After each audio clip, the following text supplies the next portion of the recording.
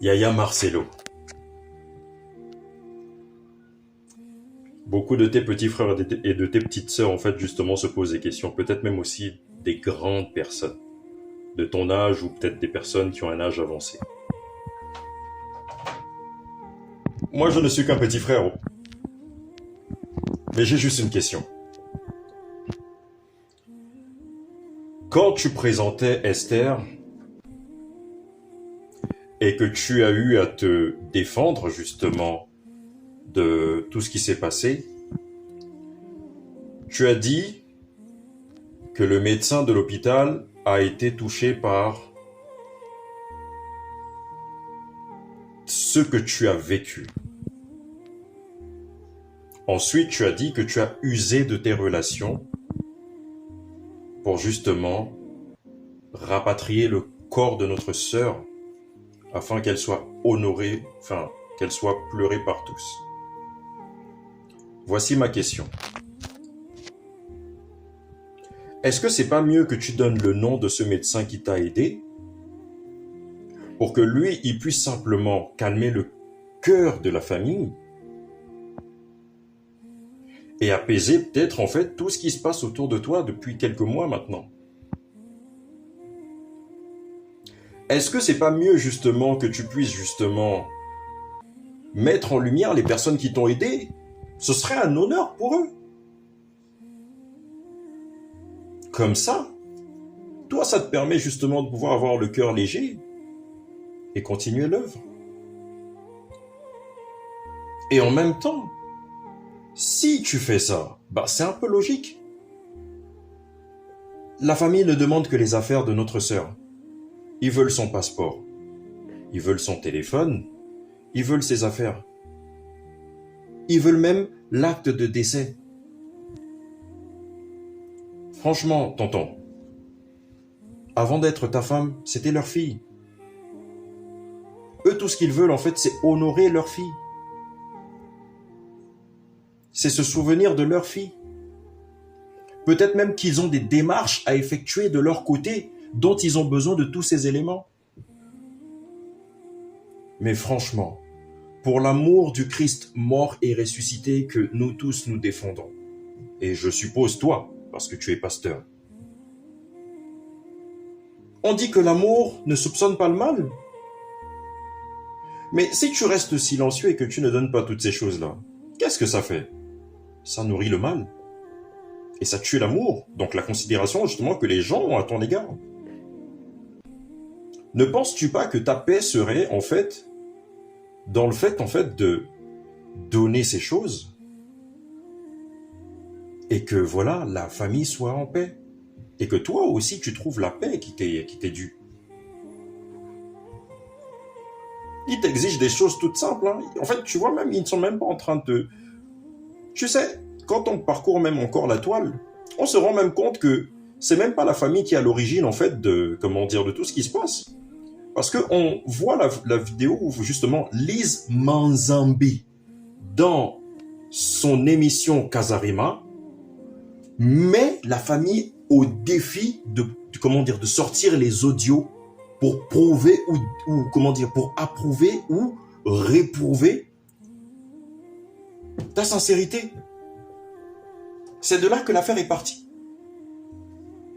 Et la famille, se sentant acculée parce que je suppose qu'il y a eu sûrement le remariage qui est venu et qui a encore dû enfler justement la douleur que portait déjà cette famille. Mais un moment, ils se sont dit, bon, vous savez quoi? Bon, mieux vaut les mettre à disposition pour que tout le monde puisse enfin voir réellement les choses qui se passent. Hein, tonton? On sait que tu n'es pas parfait. Nous tous, on n'est pas parfaits. La seule chose qui fait de nous, en fait, au moins la perfection que l'on recherche, c'est la crainte de Dieu que l'on porte en nous, en fait. La famille ne te... Tout ce qu'elle veut, en fait, c'est quoi? C'est que tu libères les choses qui concernent leur sœur. Maintenant, tu as eu des pratiques qui n'ont pas, comment dire, qui n'ont pas plu. Tu as eu des actions à faire. Livrer les affaires de, comment dire, de la fille dans des sacs, machin et autres, comme tu disais. Ok, bon, je sais pas, est-ce que c'est la précipitation, est-ce que c'est la colère, est-ce que c'est l'émotion, est-ce que c'est, on sait pas.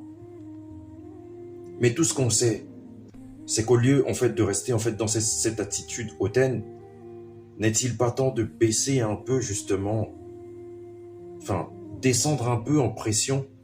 Et même s'il faut te demander pardon, c'est quand même ta belle famille. C'est ta belle-mère. C'était ta femme. C'était notre petite sœur. Et encore pire, tu as quand même fait presque 20 ans avec elle. On dit 18 ans officiels, mais je sais pas, vu que vous avez fait 5 ans de fiançailles, donc on va dire qu'il y a eu plus de 20 ans ensemble.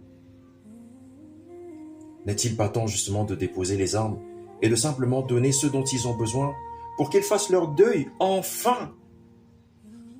Et toi, tu continues ta vie parce que tu as décidé de refaire ta vie.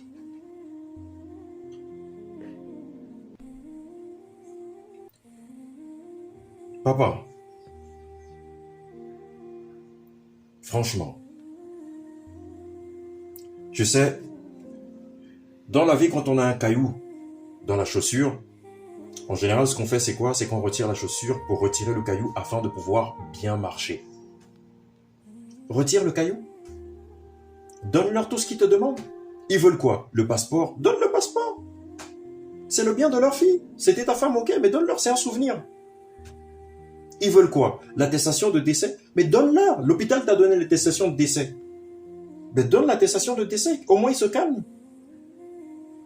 Ils veulent quoi? Des choses peut-être que tu n'as pas données? Mais papa, est-ce que dans tout ça, vous avez aussi vu qu'il y a les enfants? Déjà même que au mariage et tout, on se posait la question pourquoi le petit, il était en train de rejeter chaque fois, en fait, quand tu voulais lui donner le gâteau. Or qu'on sait que les enfants, ils aiment les gâteaux. Peut-être même que sa mère était avec lui, et peut-être qu'il voyait sa mère, puisqu'on dit que les enfants voient parfois les... On sait pas.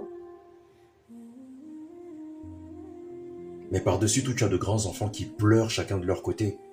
Parce que eux aussi n'arrivent pas à faire le deuil. Ils n'arrivent pas réellement à faire le deuil de leur mère. Et encore pire, la famille est divisée. Mais dans tout ça, tu es le patriarche.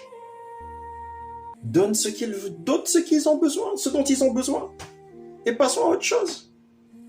Hein? Où est la gloire de Dieu dans tout ça? Où est la gloire de Dieu? N'est-ce pas mieux de rechercher la gloire de Dieu et évoluer? Il est peut-être temps.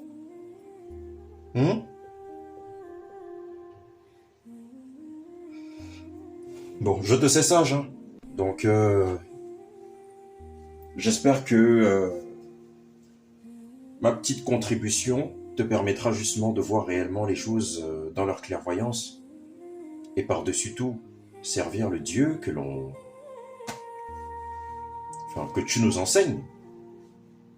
Et encore pire, là tu es dans les 25 matins, c'est que la prière doit être tellement intense que là, je ne sais pas si c'est peut-être l'Éternel qui veut que je te fasse cette vidéo, mais il faut quand même que tu la prennes en considération et que tu soulages le cœur de tout le monde, y compris le tien.